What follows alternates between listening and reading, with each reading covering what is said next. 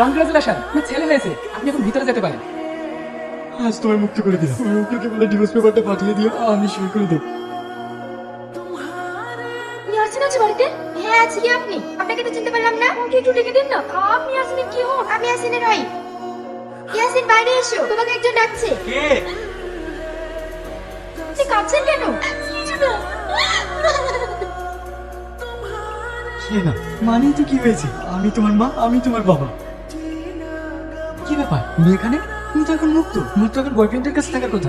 আমি ওখান থেকে চলে এসেছি, আমাকে তুমি ক্ষমা করে দাও। আমি আমার সন্তানের তোমাকে নিয়ে সুখে থাকতে চাই। কিন্তু আমি চাই না। আরে যে মাতা নিজের সন্তানকে পৃথিবীর আলো দেখানোর ওর আগে মেরে ফেলতে চায়, সেই ভাই কোলে আমার সন্তানকে আমি তুলে দিতে পারবো না। আমি জানি আমি অনেক বড় ভুল করেছি। আমি এইবারকার মতো আমাকে ক্ষমা করে দাও।